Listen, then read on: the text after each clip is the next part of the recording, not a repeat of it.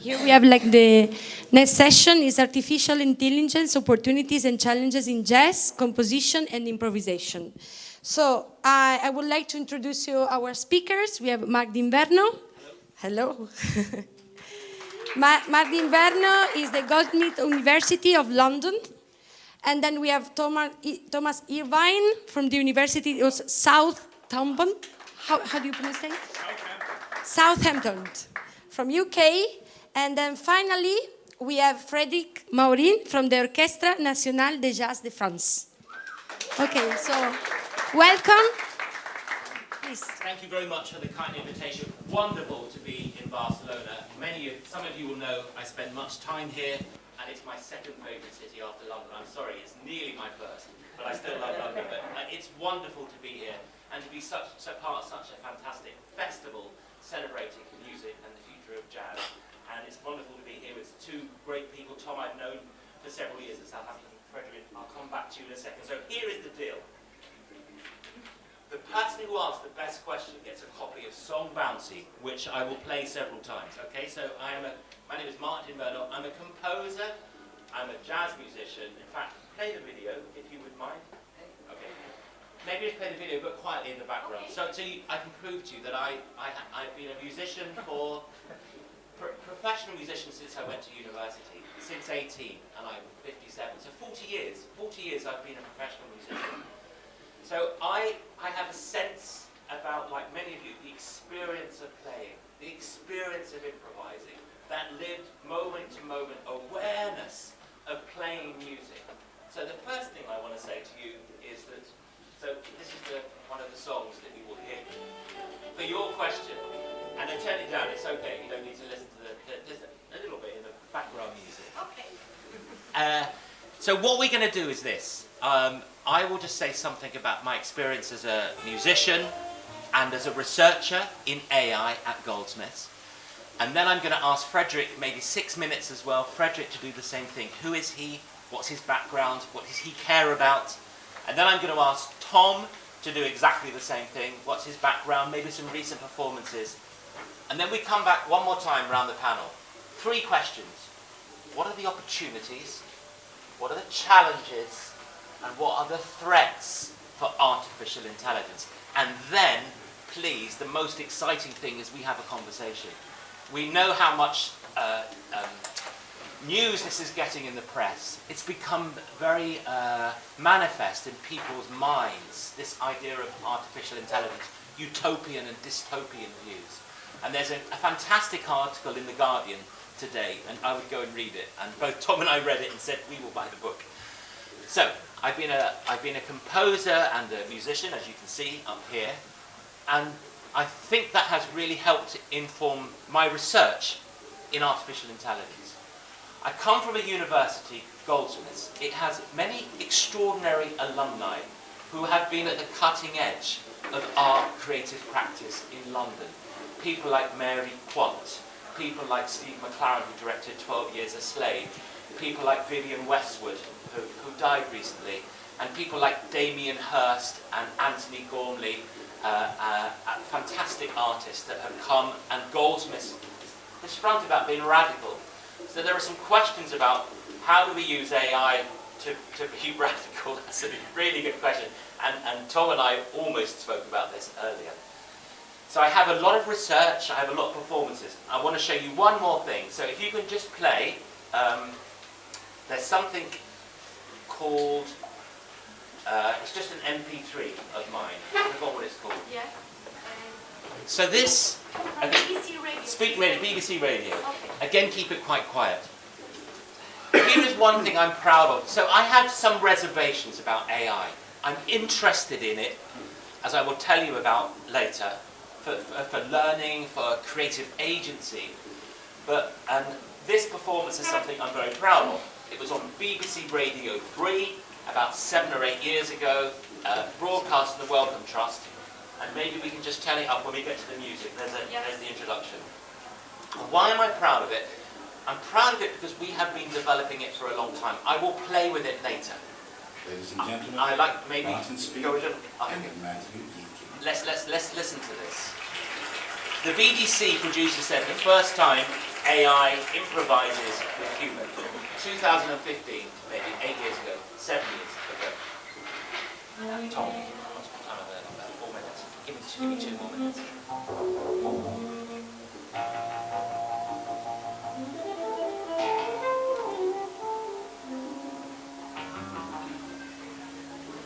Okay, you get the idea. Now, if you can stop that and just play back to the future. This is the same system I will play later. 7 years later, just again, listen. A concert in Barcelona. A concert in Barcelona where they are using our software. We didn't ask. We had some contacts. He liked our software and he chose to use it. And it's quite interesting. The concert was a sellout. I think people were engaged. I think there's some great musical moments. Okay, that's enough. So, when I come back to speak later, I want you to know that I'm a musician, but I'm also someone who works as an AI researcher.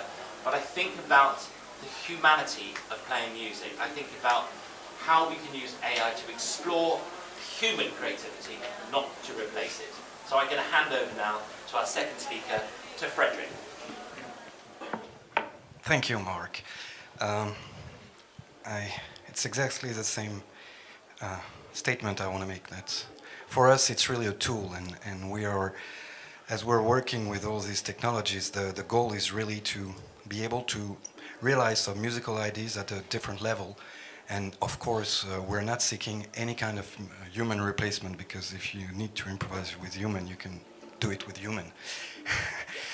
So my name is Frédéric Morin. I'm currently artistic director of the French National Jazz Orchestra. I'm a composer, and of course I'm also a guitar player. I'm a conductor. I'm conducting the orchestra. We're doing several different stuff with the orchestra. Mostly it's new music, but we have got this special program that we started 1 year and a half ago, which is called Machina. And it's a program in collaboration with IRCAM in Paris. Maybe some of you are familiar. It's a research center for electronic and music in Paris that was created by Pierre Boulez in the late 70s. And on this program, I'm co-writing the music with a great jazz saxophonist and composer from New York City, which is called Steve Lehman. Maybe you're familiar with Steve. And one of the goals of this program was to expand the orchestra with some technologies, because with Steve we've been working on something that is called spectral music. I don't know if you're familiar with this brand of this current of contemporary music, which the biggest names in that current were Gérard Griset, who died in the 90s, and Tristan Murail, which is still alive. And it's a music that implies different, radically different approach on the harmonic level and the melodic level, because it doesn't use, the same kind of thing that we're using in normal jazz, let's say. And let's listen to the first video so you get an idea of what we're doing on this program.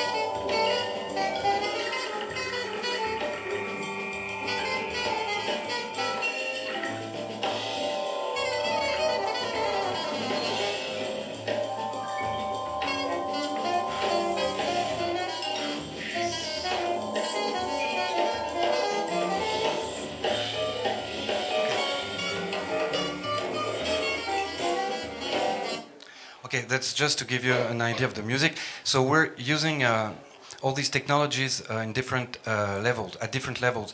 We're using it on the compositional process, and I can maybe further on, if you have some questions, explain you how we work on it. And we'll also use it on the improvisation side. For example, the last piece you've just been hearing, Steve is doing a solo, and the computer listens to what he's playing, and he's playing with him, and he adds a layer of rhythmic textures that you could hear, like, you know, that is made from a library of sound that was mostly percussion sounds. So the way we develop this technology, I mean, we're using stuff that is called Agent. It's a technology that runs on Max. I don't know if you know this software. Probably you know Max software. Basically, it's very simple. The machine learns a couple of stuff that we give the machine to learn, which is mostly, you know, banks of sounds, and the machine analyzes these banks. And after that, in real time, the machine's trying to find some connections with the people that are improvising. So the audio signal of the people who is improvising is going straight into the machine, and the machine builds some answers or some complementary stuff that the machine hears from the improviser. Okay, so why did we do that? It's because in the music we're developing in this program, there are some limitations in the stuff that the human are able to do, and mostly as we are dealing with a music that is mostly made of timbre and no harmony. There is no harmony in this music in a classical sense. The machine helps us to manipulate some objects that are very complex objects in terms of timbre. And the machine can find some connections in the timbre that the human cannot find. So that's why we use the machine, and basically. I think it's... So we are keeping our discussion short because we want to have a conversation with you. Yeah. Frederick, that's great. We'll come back to you about challenges, threats, and opportunities. Tom. Okay, thank you, Frederick and Mark, and it's a real pleasure also to be here in Barcelona. I wish I came here as much as Mark apparently does. I would be a fortunate man. In a moment, there'll be a PowerPoint behind me, and I'll just go really quickly through the slides. Let me begin by saying that I'm not a jazz musician, unlike these distinguished gentlemen that I'm with. I'm a music historian, and in my previous life, I played classical music on the viola, which seems like a long distance from jazz. Although I think the seed of jazz was laid in my career when I was a student at Indiana University in the United States, where I come from. I come from the United States, and one of my teachers was the great David Baker, the jazz pedagogue who could teach jazz to anyone. He even tried to teach it to me, and it didn't really work. But I learned a lot about jazz all those many years ago from him, and I think about him all the time when I do this work. Whoops! So my PowerPoint is coming. Right. I came to Jazz AI as a music historian because I was interested in the history of now, like what is happening now, and how are people going to write this history later. And I proposed. Here we go. I proposed a project called Jazz as Social Machine, and if I have some time, maybe we can talk about what a social machine is a little bit later. Next slide, please. It's a project that I ran during the terrible pandemic. I was running this project with a colleague only on Zoom, and it was kind of sad. Bruna Martin, she's now gone to the University of Birmingham. Next slide. And a bunch of really cool people from all around the world, from the United States, from Taiwan, my local concert hall, and a jazz orchestra who we'll see in a moment. So next slide, please. My work in jazz is very much informed, and I was interested to hear about IRCAM, by the work of this man, George Lewis, who is the sort of the father of interactive algorithmic music. And I want to pay tribute to George Lewis, but I also want to say that my project, unlike what we're talking about today, I'm not interested in machines that improvise with human beings in real time. That doesn't, there's a lot of that, and it's wonderful, and a lot of it comes back to work that Lewis did at IRCAM 40 years ago. Next slide, please. So if you could you just press the button, run through these? You can see there was about 5 years ago, there was a flurry of articles, jazz playing robots coming within 5 years, robots playing at a club near you, stuff like that. And this actually refers to you can stop there. This refers to a project that was sponsored by the United States Defense Department by something about robots, and actually nothing came of it. They spent $2 million on it, and then the website got erased and disappeared. I don't know, it's all secret. I have no idea what happened, but that's when I got interested in jazz robots then, in jazz improvisers that improvise without human input at all, that use, and at the time that I was learning this stuff was all, people didn't know about it, but now we know about this because this is just ChatGPT for jazz, right? So it's just using a database to come up with probabilities. Next slide. So they use the project that I found in Taiwan that I worked with uses a database that was put together in Germany, in Weimar, called the Jazzomat. And it was a ton of work, and all they got was 500 jazz solos out of it. It took them 7 years to turn that into a database. Next slide, please. And they made it into an improvising thing. And as a future historian, I was thinking to myself, so how are we gonna look back on this? And the big insight that I think I've had is that jazz is a social machine, and it's always been a social machine because it's always been a place where people and technology come together. And it's a place where a wise engineer named Tim Berners-Lee said, a social machine is something where no one knows everything, but everyone knows something, and that's what jazz is like. Next slide, please. I also got interested then in the way that probabilities are used to run these GPT machines, and that took me to the world of cybernetics. And cybernetics was actually developed during World War II so that they could predict the location of enemy airplanes when they were moving. Right? That was the beginning of the mathematics. So the mathematics behind ChatGPT and any kind of generative AI is just the same as that. It's actually not all that exciting. Even I kind of understand it, and I'm really very bad at mathematics. And this is just a picture I made. I wanted to just go back for a second. This picture I made I gave a prompt to DALL-E, which is like a GPT for pictures, and I said, make me a picture of a stochastic World War II anti-aircraft fighter with a stochastic parrot.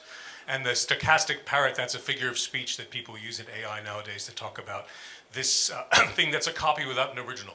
So it's a parrot that just speaks to us. So I'm talking really quickly because I'm from New York and I get excited. Let's go to the next thing.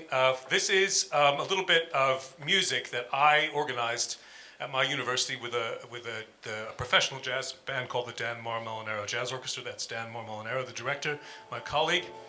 And they're playing, and now the jazz transformer from Taiwan is going to take a solo. Now, this is not like what they do. It's not listening. It took 7 hours for this thing to be created and had to be sent to us. So here comes the solo. But it's on their changes.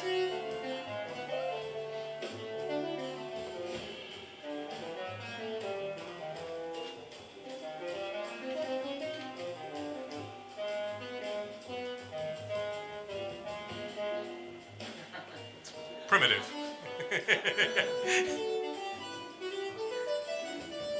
The rhythm section were really, really annoyed about this. That's Jasper Hoiby. He's one of Britain's leading jazz bass players. And you can see that's Julian Arguelles looking kind of angry over there in the corner. However,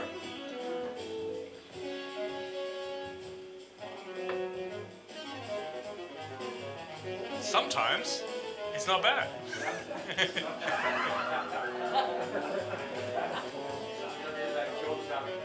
Okay. Okay, we can stop that. I think you get the point. I just want to finish up because I think I'm at the end of my 6 minutes. I want to finish up by saying that there we go again. That some things happened at that concert that I did not expect. I did expect the jazz musicians to be very angry with me for making them play against a kind of recording from the can that can't hear them. That's obvious. And they also thought that the improviser was terrible, even though the technology behind it is top-notch, and Mark will confirm that for you. Here's the sad thing. I talked to the audience afterwards, sort of random. I didn't do a survey, I probably should have, and most of them who weren't musicians thought it was just fine. Okay? And that is maybe a bridge to the next section of our session, which is if the audience thought that was just, it's easy for us to say, oh, shows up, it doesn't know anything, right? It's easy for us to say that, but the audience was fooled, just like the audience is fooled by ChatGPT-4 that came out last night that can write you a novel, they can pass the legal exams in the United States. So that, I think, is the essence of the problem. And the final thing I'd like to say is I'm not an engineer, I'm a historian, so I don't know what happens in the future. You know what happens in the future because you're making it. I'm afraid it's going to get better. And it will be able to, when it comes together with what you are already doing with your algorithms, which are more situational, then a generative algorithm with a situational algorithm together, I think that is the frontier, and that is going to be an interesting place for us to be. Thank you. Tom, that's absolutely brilliant. So, I'm now going to, in fact, Tom, can you stay on? Yep. So, all of us, Sorry. in the spirit of trying to, the title that was given to us by the designers of this whole program, thank you. I'm going to ask Tom now to answer 3 questions. I'm going to ask him, what are the 2 biggest opportunities for AI in jazz? What are the 2 biggest challenges for AI in jazz? And what are the 2 biggest threats, which I think you almost started to touch upon there? Yeah. And you can take those in any order, Tom. And then I'll go to Frederick, and then I'll say... Well, I mean, I'll do the opportunities. As a person who listens to jazz and loves jazz and wants to live with jazz, I like there being more jazz, right? So I think what these gentlemen are doing, the algorithmic jazz, things that we hear, the things that began with George Lewis, I love the idea that the algorithmic colleague is going to be with us on the bandstand in the future, and that will become normalized in a good way. And I love that what in particular these algorithmic jazz agents, what they do is they listen to you, and then you hear yourself, I'm told, you hear yourself differently, which I think is really very interesting. So that's definitely an advantage. In a very what's the right way to arrogant and mercenary way, I think we in the jazz community would be well advised to jump on the incredible bandwagon, the wave of money that is coming through high tech, the tech industries into music. So the music industry is very involved in AI, mostly for discovery purposes for the streaming services. So they want to teach a machine to be able to tell the difference between a samba and a rumba, or between, God forbid, John Lewis and whatever. They want to be able to tell the difference between things, so they can deliver people more music and sell more advertisements. Which means that right now there's in academia where I work, there's a lot of money, particularly in music engineering, for this kind of work. So we should get some of that. So that's opportunity number 2. I mean, the threats are kind of obvious. Very bad music is going to be sold to the public as jazz, and that's going to make our lives even worse. Right? And the other threat, the threat of the robot taking our jobs away, well, that's... Some people are afraid. When I put that concert on, I got a letter, the concert hall sent me a letter a couple days later from a member of the public who was very upset. And she wrote to me and she said, I feel like I was forced to spend 2 hours with a robot, and you didn't tell me, you didn't get my permission. And I said, it said Jazz AI on the ticket, but I guess she hadn't read the ticket. And she reacted in a very visceral way to the idea that a non-human agent was telling stories in music. So that, I think, is a really big issue. And the big issue is these data sets that are behind algorithms like that are like the 500 best jazz solos. That's what the colleagues in Germany did. They just tagged 500 great jazz solos. The $2 million that was spent by the Defense Advanced Research Projects Agency in the United States for the jazz robot. Did Charlie Parker ever get $2 million? Yeah, Miles Davis might have in the end, right? But no one else invested that kind of money. And so the threat is that the money and the interest is going to go past the people whose story this is. That's you, that's us, and that is, of course, we should say this, right? Jazz is also a particular kind of storytelling that comes from a particular place. It's about liberation, it's about resistance, and that is being bought up and turned into data that then makes these things. So I think that's something to worry about. Yeah. Thank you. Really hold these thoughts so we can have a discussion. So over to Frederick. The idea was like a jam session, so we wall things up and then we invite everyone to have a discussion with us. So that's the plan. So Frederick. Maybe can you put the slides and the page number 5, please? So yes, if I'm speaking about opportunities and challenges, I want to say that, and you're going to see them in just a few seconds. This is, of course, a very collaborative work that we did with IRCAM, and it was mostly, it was supported by the Department of Musical Representation, enfin, Représentation Musicale at IRCAM. And, oh, maybe you can put it on the full screen so we can see everything. Yeah, and it's really a long pass. I want to say that it's Jérôme Nica, a researcher at IRCAM, that does all this stuff. We end up with our project that is touring now, but there was a long pass of developing all that. So, and during this pass, I can speak about the opportunities, because during this pass, when we worked with Jérôme, who really is the guy behind all these technologies at IRCAM, one of the problem we're having is that the computers are very, very bad at understanding the way a drummer plays the music. And our music is really about drumming. And so, you know, that was one of the biggest challenge, because when we started the project, Steve and I, we really wanted the computer to be able to listen all the time to the drummer and being able to, you know, produce some polyrhythmic stuff that were really, you know, following what the drummer was doing and being in the same kind of, you know, motion. And the computer is completely unable to lock with the drummer. And maybe you can show the score of the other PDF, because I think this is, for example, the scenario of the solo that one of the solo we're playing on the letter C here on one of the pieces we're playing. And you can see that it's quite a complicated rhythmic scenario. Can you point, Frederick, Yeah. exactly what you're talking about, and then we can zoom in? This is here, from here to here. Okay. Sorry, here. And the mic. That's the part where we improvise.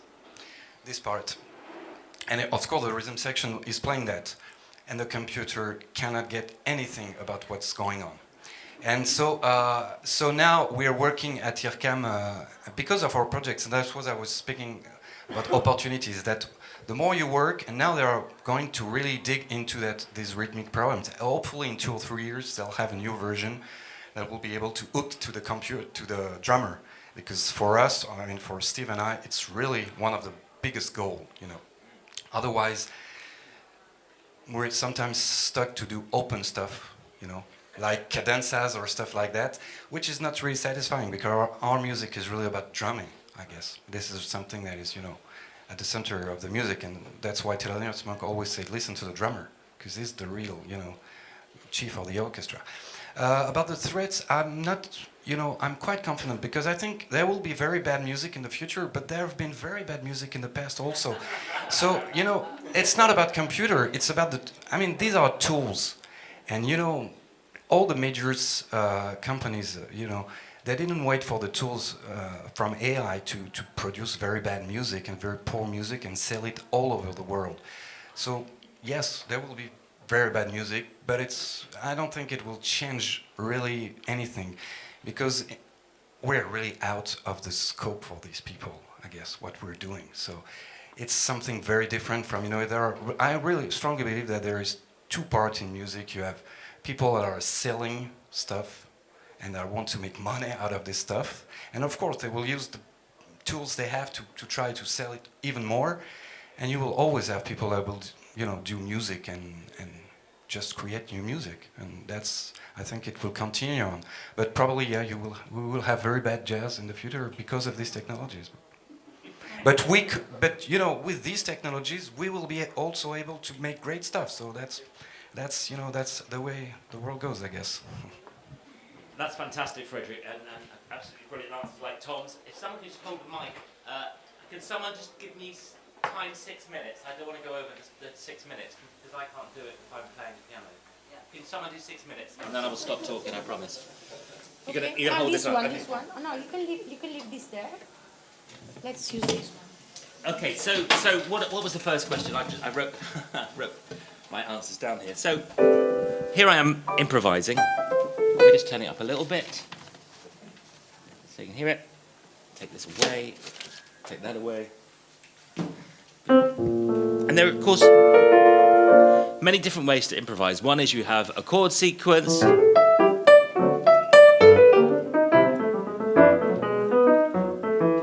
Another one is completely free.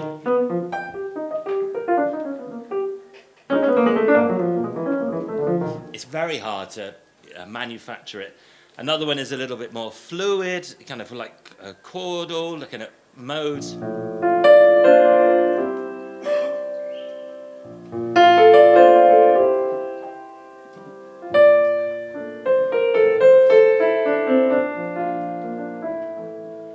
So, what are the opportunities? Okay, so I'm now going to switch on this. Shh. Relax. One of the things right, okay, you can't see what's on there, but basically, here is what I think is pretty much what we've heard from both of our others. It's, as a musician, I want to be able to improvise and compose in different ways. So, with a human, if I'm improvising with a human, I get trust. I know them, I've booked them, I've worked with them, I know they're a human being, I know they want to work again. If I'm playing with an improvisation,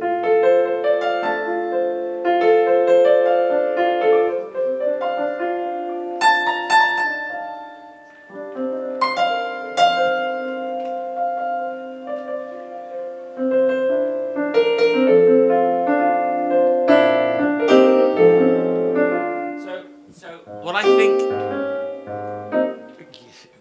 doesn't stop very easily.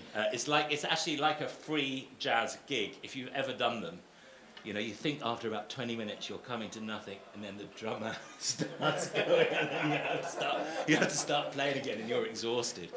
So finishing in free jazz actually is a really interesting problem as a performer, for sure. And that's my experience. Great fun and great fun for the player, maybe not the audience sometimes. So the first one is I like the challenge. I kind of like the challenge of exploring, can I cope with playing with a musical Markov model version of me? The second opportunity is exactly, again, what we've heard is knowing myself better. The problem with improvisation and composition, for me and for many others, is you end up playing similar patterns. So if I see a particular chord sequence,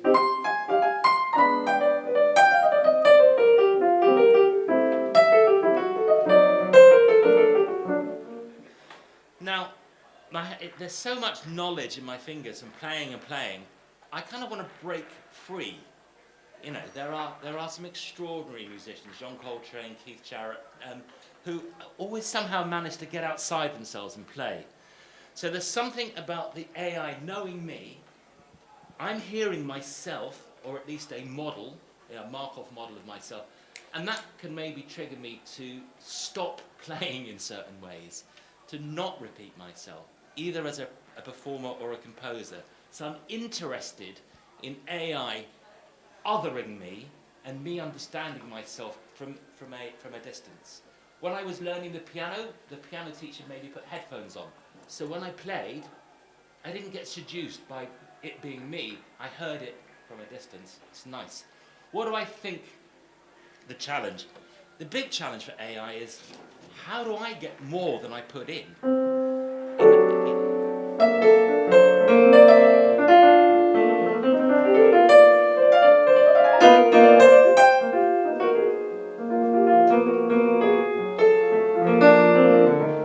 I'm not going to bore you with too much playing, but it's only mimicking what we do.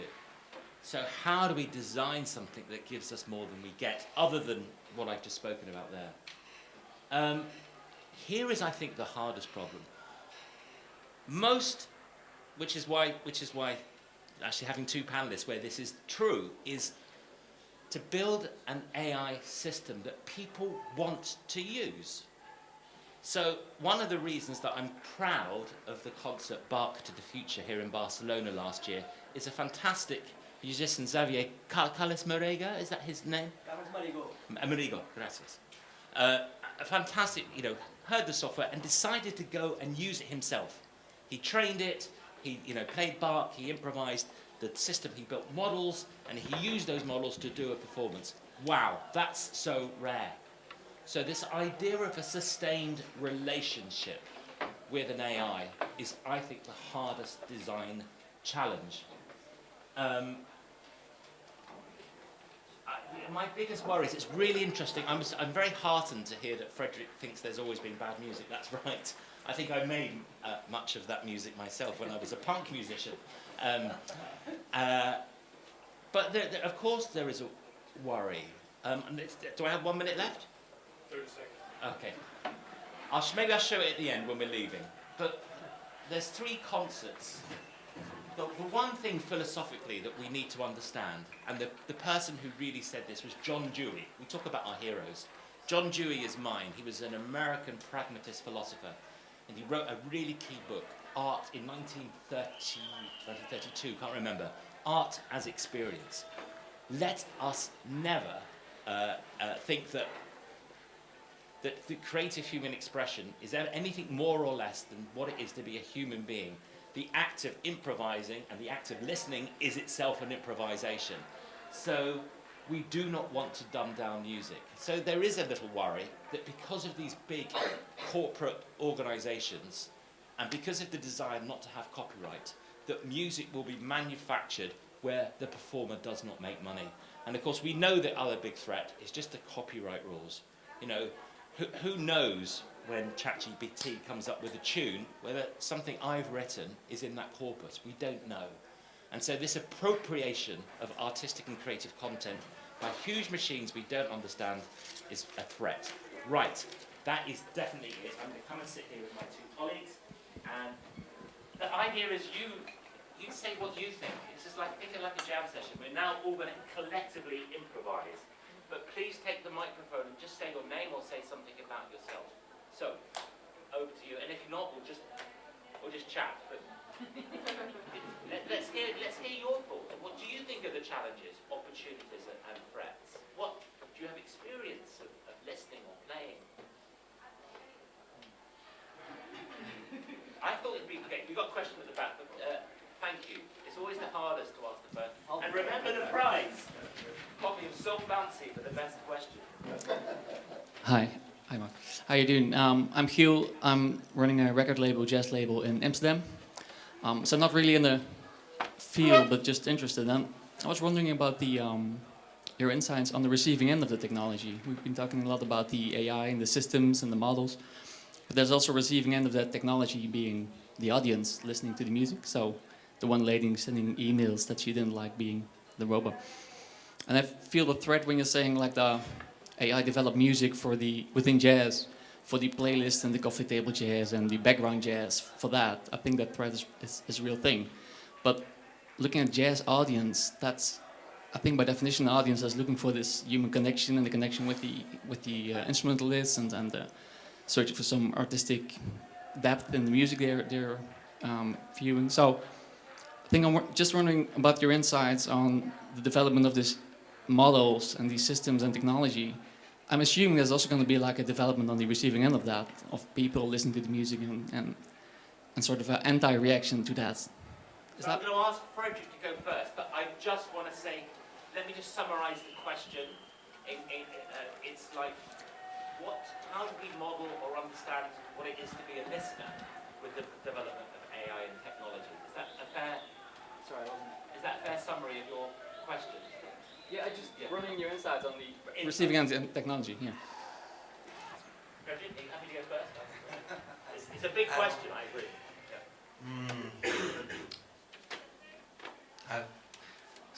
It's a difficult topic, but for me it's the same question. I'm not sure what the audience gets of what we do every time, but I'm pretty sure that there are some stuff that are working on a very basic human level when you listen to music, and you want to see human people playing music. And for us, the approach that we have on using the so-called AI, because in a certain way, I'm not sure that it's so intelligent that everybody says, but yeah, because we get the same issues about how it stops. It's an issue for everybody. But for us, it's really a tool. And Jérôme Nika, who developed the technology, is also, because we call these stuff agents, but he's also speaking about instruments. And for him, when we work on an agent and we train it, for him it's like tuning an instrument.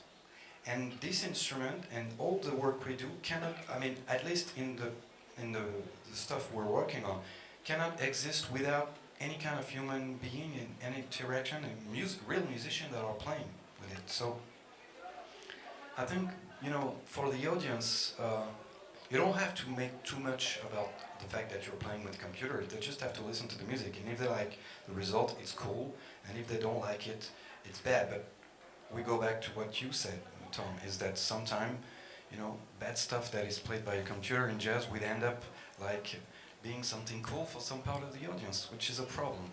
But I think that, you know, the concert is so important in jazz. The concert is really the key of the music. And you could say that we have the same kind of problem with the fact that I'm pretty sure that 90% of the people who listen to jazz music, they're only listening to recordings, historic recordings, and then don't really connect with concerts. And that's a bit the same question for me, you know, because this is a concert music, really. This music is all about the concert. And you know, what we just heard that I showed, we just played in Germany 1 month ago with this program, and the music was completely different. And every time we play, it's different. And even though we have this AI stuff, I mean, it doesn't change anything for me. Of course, if you only have a computer on stage, this is a problem. But as long as you have musicians that, you know, use these as tools, I think it's okay.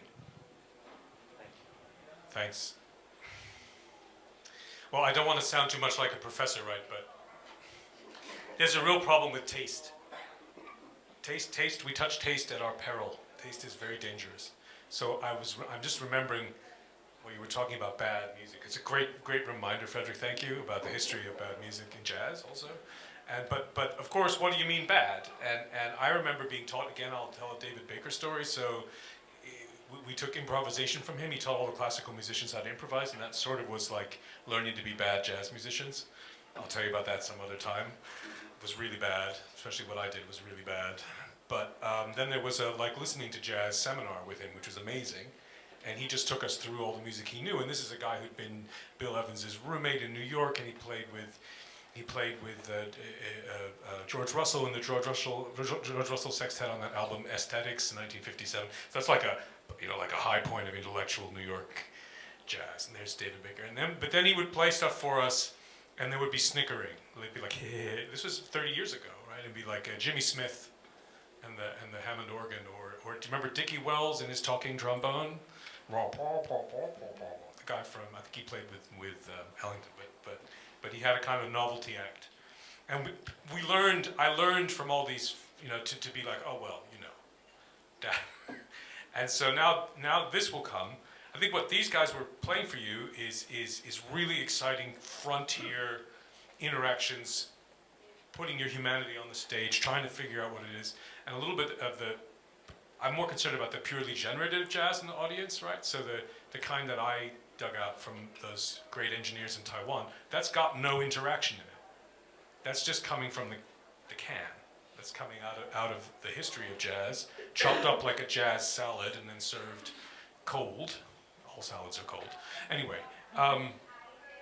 the danger is that people will accept the copy that has no original as itself being a statement of a jazz nature, about freedom, about improvisation.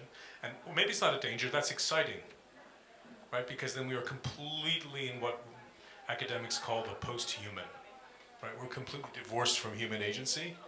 And I don't know how that's going to work in the jazz club. I really don't. Will we go buy a ticket to hear someone who's not of someone? Maybe. Can't tell you. Check in 5 years. I think it's a really important question what you've asked, and I think it is often overlooked in the history of AI researchers trying to show how brilliant they are as AI researchers. It was a problem with laptop musicians, which do you remember? And it's a similar problem. People would sit brilliantly, and this is a purely human activity, no AI, just programming. There is something about the experience of connecting with the human act of performing, which is a critical part of being an audience and relating to an audience. And unless we see the challenge. So one of the reasons I think playing with an AI for 5 or 10 minutes is interesting is you see on my face, I'm out of my comfort zone, and it's a challenge to make it musical. I don't think it's more interesting after 5 minutes. I think maybe 3 minutes, it's not so interesting. But I think it's absolutely the right question. So the question then becomes, how do we use technology and AI to make us more sophisticated, engaged, embodied listeners to music? And I think that's something that some researchers I know in Milan, for example, are really looking at this problem. It's a great question. Do you want to say your thoughts on it before we move on to another question? Can we have the microphone back, please, colleagues? Thank you. And then Well, I was just wondering, so thanks for your answers. I think it's right about the generative music. Is that the term? Like Yeah. that?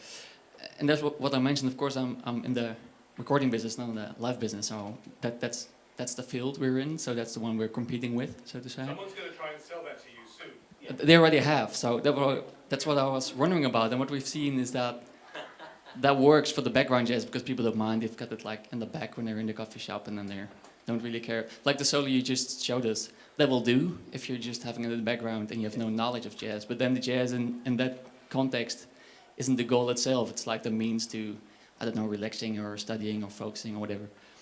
And I just maybe it's hoping, but I'm thinking that the audience in jazz is, like we're underestimating the audience we have, that they're really actively searching for that connection, searching for new music, new tunes, new sounds, stuff like that. So they won't take the copy of no original as decent jazz. did you buy the generative music? Sorry? Did you buy their generative system?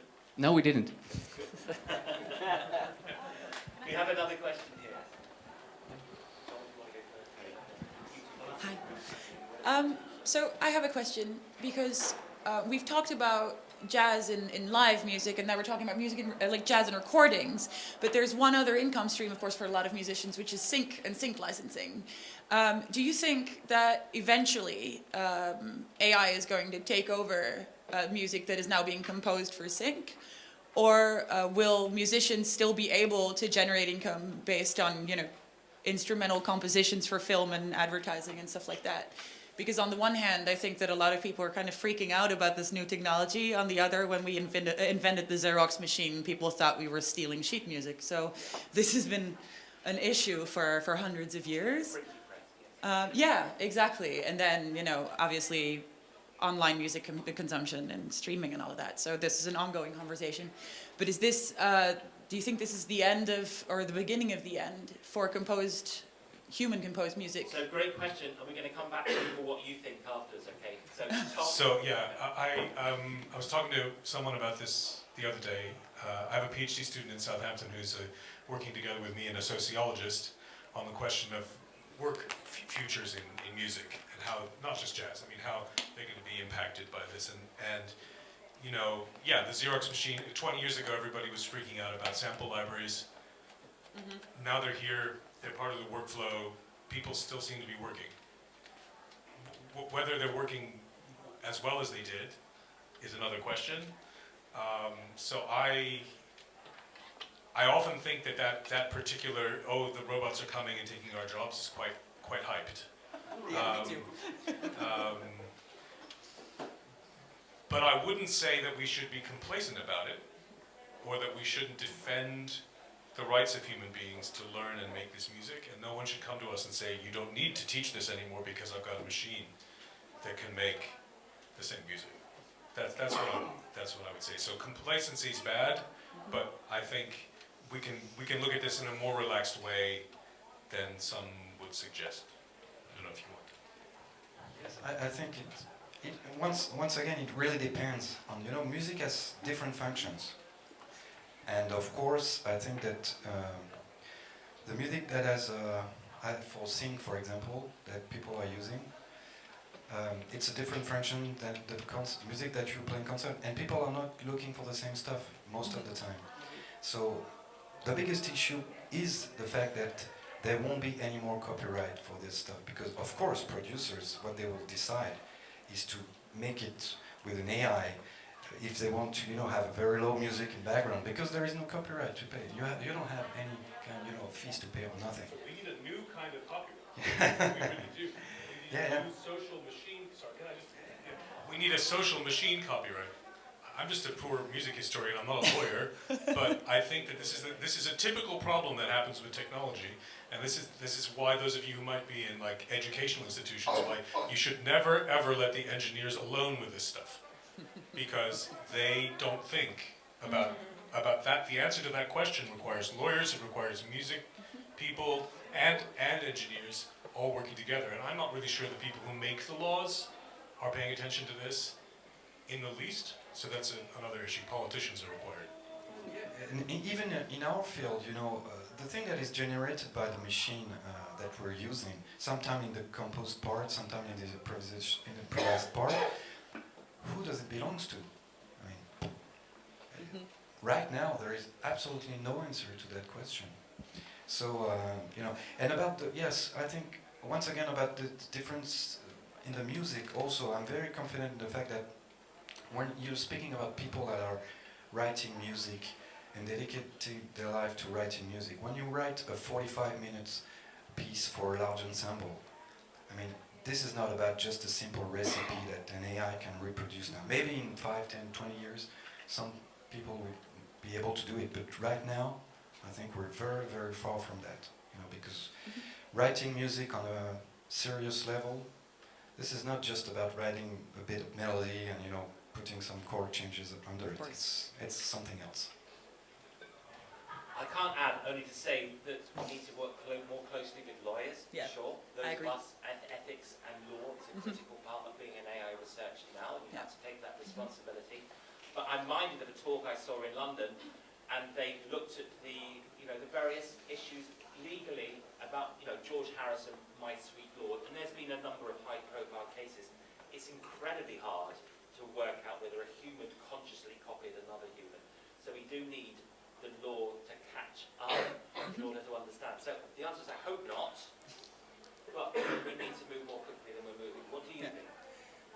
No, I mean, I'm a publicist and a marketing director, so this whole thing is like an interest of mine, but other than that, completely out of my wheelhouse. But I did go to law school, and I do agree that, you know, it's important to develop some sort of legal base worldwide, I would say, and to set a precedent for the protection of our intellectual property, even though, you know, it's generated a little bit differently. So I think that would be the first step. As you said, complacency is not an option. But other than that, also, you know, people have been freaking out about technology for a long time, and relevance is sort of my core business. So it's what was cool today is, you know, boring tomorrow. So I'm not really, I think that, you know, as long as you sort of keep in touch with the reality of technology, you should be fine, I think. Do I get this? Thank you for your question. Hello, I am J.B. Cardona, and I broadcast a radio program about jazz in Tarragona Radio, Paraula de Jazz. And I've been listening this music that we call jazz for decades, live music and recorded music. And my question would be, do you think that this noise or this sound that can be produced by the IA could be useful to increase the audiences, live music, jazz and recorded music live music? So can I just make sure I understand the question is, can AI be used to bring more audiences back into listening to jazz? Is that how you understood the question? Right, Frederick, do you mind? Do you have any ideas? I mean, it's a very good question. Thank you. I wish I knew the answer.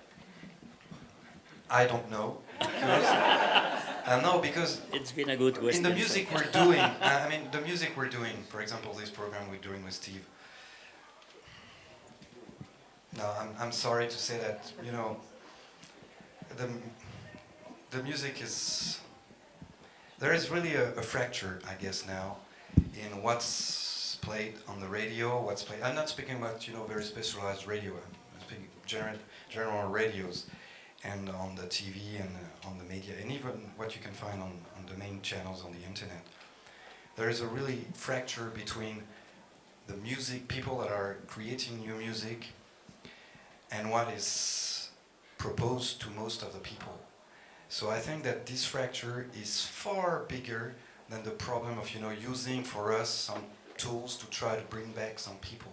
I think what we need as musicians is more of the stuff we are doing in large venues, in public radios, in public TVs, and you know, when you have public money into TV or radio, they should, you know, play the music, the new creative music, and they shouldn't play, you know, all the stuff that they're disguising as so-called creative music, but it's just, you know, the same old songs that you can hear for 50 years, and they'll try to selling the same stuff all over the planet. So I think the fracture is here for me. And I'm not sure that in the field, I mean, you've been hearing what we're doing. I'm not sure that it will bring a lot of people, the AI, on stage. I think people, most of the people, I mean, here you all, you know, you're into the jazz community, so you know about jazz, but most of the people, they don't know nothing about the stuff we're doing. And for them, what is jazz? It's the music that was played 50 or 60 years ago. The thing that is played now in New York City or other cities is absolutely not what they're thinking about when they're thinking about jazz. So the fracture is huge, and I don't think that it will help in any way. I'm sorry I'm pessimistic, but you know, Well, I think it's real life. You'd be very optimistic up till now. Yeah, it's you know, it's the real life we're into as musicians. So I also don't know. Great question. I want to know what you think. But there have been some sellout concerts where people have used technology, not jazz so much, but improvised music. We saw a concert Xavier a couple of years ago with an AI system and a fantastic jazz piano player. But I left the concert wanting just to hear the jazz piano player, not the relationship with the AI, but the Back to the Future. So I think there's something, because people are curious about AI, and maybe it will help us to work out what it is to be human through the limitations of AI. But I don't know. Tom, So very, very quickly, I think that you're right, Frederick, that for the jazz world we live in right now, it's not going to make much of a difference. I would disagree, though, that the kind of generative AI that I looked into that just makes it up by itself, that's not trying to play with great musicians, uses exactly the same technology as self-driving cars, as the camera at the border that finds out if you're a bad person or a good person, as what your bank decides to give you a credit card or not. It's exactly the same. So this is a problem that everybody has, and the one thing that it's not very good at yet is generating jazz. So that's come in, listen to, you know, if any of you work for the media, yeah, that's a way to talk about GPT technology that's happening right now, and say, why is it that jazz, it seems to be a harder nut, you know, a harder problem to solve, a harder nut to crack. very nice. After all these years of listening to jazz, what do you think? Sorry? You talked about you have been a listener for many decades. What is your opinion?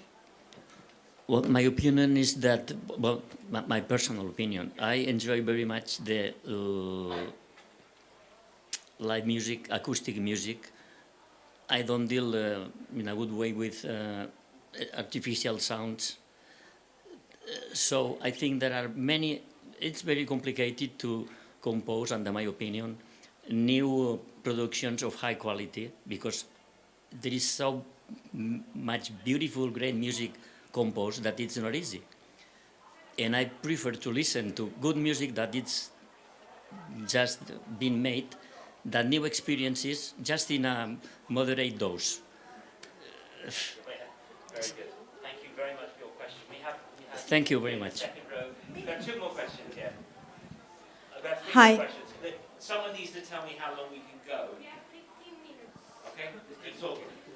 Hi, this is Celine from Turkey/Spain. So my question is going to be more romantic, because I want to ask the feeling that the AI will create in me, right? When I listen to something that this artificial intelligence creates, what will I get from it? Because for me, music is sound and the vibrations that it's creating, and my taste is totally focused on this vibration that's giving me goosebumps. So if it's goosebumps, I like the music. And I would really love to do an experiment, like a social experiment, AI composed music played by AI and played by musicians, and like try to get the conclusion out of it, right? So it's an incredibly hard question, and again I will ask you, there is a lot of psychological evidence that suggests we don't want to be tuned in or emotionally moved by technology and AI music. I've done some experiments in the UK, and I've played at the Vortex Jazz Club. The photo in that is me at the Vortex playing music written, I think, either by Francois Pache when he was at Sony, or someone else, or Geraint Wiggins when he was at Goldsmiths. And actually, you give me any notes, any good piano player, any good guitarist, you give some notes. I made a mistake, but it ain't what you play, it's the way that you play it. So I think it's actually quite easy to take a composition from a robot, AI, and play it nicely. But so what? I'd rather play a composition by a human. I'm not answering your question, but do you think it's even possible, would be my question when I've spoken to the panelists, could you be moved by an AI? I come back to you later. Yeah, so I'm reminded of when I put on that concert with the jazz robot. The first thing we did, we had a lot of trouble deciding how to refer to them, and also their gender, which in English is always a problem. So we decided to call it a they, because we couldn't calling it him, he seemed wrong for all the reasons. And we had to decide. By the way, I should plug that wonderful big band who played with made an album of those tunes without the AI. Thank goodness. That's just released this week. So Dan Mar Molinero Jazz Orchestra. Go look for it. It's a really interesting album. We talked about exactly that problem. How are we going to invoice them, the AI? And we chose this like robot thing just to make sure that everybody knew, because that seemed like would have been unethical to hide it under something pretty, and we would have been able to do that to make it sound quite, and that would have the woman who wrote the letter, we would have maybe gotten more letters, but by hiding it. So we let it be very, very obvious. So I think that there's a lot of work that could be done with generated music that's generated, copies without originals, generated and then made to sound really nice. That piece of work could be very interesting. Thanks, Tom. Frederick, let me come back to you. It's also a very difficult question. One probably I would answer that is that if I look at what Mark is doing and what we're doing, the input, what we're giving to the music, to the computer, the answer we get comes from what we teach to the computer. So I think that it really depends on, the human factor is still there, because the way you're using the technology, you have to give some stuff to the computer, and they should listen and learn some stuff, and everything depends on what you give the computer to listen to it, to learn from. So in a certain way, I think the computer's touch is still there, and in what we're doing, it's really about mixing some texture that comes from computer. But I think at the end of the concerts, most of the people in the audience, they don't know what was coming from the orchestra and what was coming from the computer, which I found great, because the point is not about, oh look, we have a fancy stuff on the computer and it's going to do some fancy stuff. The thing is that the music just has to be great music, and at the end, when you don't exactly know what the computer was doing, but still there it was, sometimes it was in the orchestration of some stuff, sometimes it was improvising with some people, but it really depends on the way you work on it, you see? So and I think that's something very common with the technology you're using, no? If I'm not wrong, yeah. So we are still far from something that is completely artificial, machines that are building stuff on their own. I think machine, they have to learn, and you were speaking about the fact that they are feeding these machines with 500 great solos and try to make like a mock-up of the great solos. And you're just feeding the machine with stuff. And you probably get something that resembles more or less these solos because you're feeding them with these solos. But the machine on itself, they don't know what to do. I mean, it's just machines. You have to push buttons if you want them to do something. Absolutely. You have to push buttons to get them to do something. A lovely way to end that. What do you think? Wow, I'm super excited to find out what's going to happen in time, because right now I'm experiencing ChatGPT on texts, and like I'm giving some comments like, think like, let's play a game and think like Einstein. No, you have the brains of Einstein, and you're going to answer some of my questions, and I give some questions, and it answers me in a way that it moves me, the text. But like when it comes to music, if we can give the right data, as you said, for example, act like a sound healer or create these vibrations this musician was creating in that piece, or add this texture or add this atmosphere. So I think it can go to a way, but at the end, the data, who's giving the data? So if we still, as humans, will be giving the data to the AI, okay, but then if we move to a way that it gives itself to the data, you know? For example, I'm a producer, I'm a composer, and I tell like, okay, take my 10 songs and then take the data of my textures, of my creations, of my melodic structures, my progressions, and now add this and this and this and create this. The answer, if it plays, will it move me? Because it's going to be, again, my creation, no? Because I'm giving the ideas. So I'm curious. I'm super curious to know what's going to happen and experience, and let's see what's going to happen. I'm going to do a lot of experiments for sure. Yeah, okay. Can I just say something for 10 seconds? Yeah. So what if we can, I think it'll be possible to tell the machine, like you asked it to be Einstein, we can say, could you please do another 700 hours of Bill Evans live at the Village Vanguard in 1963? Yeah, just keep going. And it'll be able to do that in a few years, and it'll sound just like, you'll hear the noise of the coffee cups and and Scott LaFaro playing the bass and going to get killed in a car accident that night, and we'll just hear it, and we'll say, could you do 700 hours of that? And it'll do it, no problem. Well, will I get goosebumps?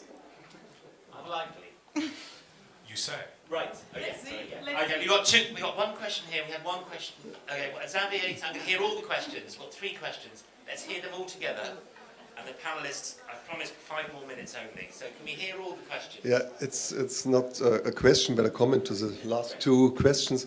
I had the great opportunity and pleasure to have his project in my venue months ago, or a few weeks ago, and for the question if it attracts audience to tell about, we are using AI, and that does not help at all. It was really hard to sell the concert. I think, I don't know exactly why, but it was not so easy to sell it, but it was extremely moving, and that's to be part of this project and concert, and it was really a great experience. And after that, I think the audience will check out if we have something similar like that, because they said that was really, really cool. So. Were you courageous in programming this, do you think? Did you have to take a leap of faith? It does not need too much courage, because I just liked what I heard before, and that's how I do my booking. So I just book what I like and try to get the audience. That's fantastic. Thank you for that comment. Xavier, sorry, just behind you, there's a question, and then Xavier. Thank you for your comment. Thank you. Hi, everyone. My question is, what do you think that are the musical inputs that this technology can bring to the improvisational or jazz language in the future? It's going to help to expand rhythmically, harmonically. We're going to get what is the output, thinking that at the end we will be somehow imitating our environment, and this is going to be part of the musical ambience in the future. Okay, so you heard the question. I'm not going to, Xavier, I would like, Frederick, I'd like you to answer that question. Xavier maybe asks another question, and then we'll finish. Can you answer that question, and then perhaps talk about Thank you, gentlemen, for your insights and ideas. I have to say that there is something floating on in the atmosphere about if the music that an AI produces can move you. I can say yes, because I still can remember when in November 2021, the first time that Carles Marigó, a classical pianist with one leg in the jazz and the other in the classical music, appears in your flat and had the first dialogue with the same keyboard and the AI. And after two hours of working with the tool, he says, yes, it's possible.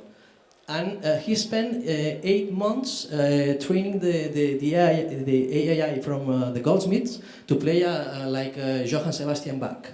And 8 months before, he played in the Fundación Miró Festival Grec de Barcelona with a show that was Back to the Future. And my answer is yes. It was moving. In the stage was Carles Marigó with a lady playing the violin and the AI from Goldsmiths, and sometimes he was following the tool, sometimes the tool was following him, and the music they played together, like 3 musicians at the same time in real time, was something moving. Yeah, I have to say that yes, but he spent 8 months training. I suppose that today we have here a lot of musicians. If you are afraid of the tool, in 1 month time here in Barcelona, you will have the chance you will have the opportunity to experiment the feeling to play your keyboard with an AI. I belong to Artificia, a platform to promote the use of AI applied to the arts. And the next 26 and 27 of April, in the CCCB in Barcelona, we will have 2 sessions. The first day more theoretical, to talk about the future of the EA applied to music, and the second day we invite you all to take part of this workshop, 5 hours with your keyboard, establishing a dialogue with an AI. So you are welcome to be part of that. Yeah, and thanks again. I think that you mentioned things very very important. That another question is what mentioned that gentleman over there. If the use of this technology can reach new audiences. I have to say also again, yes. I think it's something that we have to taste it. We have to put it. We have to give the chance to the new audiences to approach jazz, and maybe we have an opportunity to do that. Yes. Sorry. Thank you, Xavier. I don't want to monopolize. We need to finish it here. Okay, so it's great to hear Xavier, producer and the promoter, saying that actually there was an exciting concert. So your question, even though we're not going to answer it, you get the copy of Song Bouncy for the best question because we cannot answer it. So I want to look forward. Can I really thank the panel? I thought that was brilliant. Frederick, really a pleasure to hear about your work and hear your music. Tom, pleasure as always. Thank you, and I thought it was fantastic to have your different perspectives. Thank you for listening to us and taking part in it.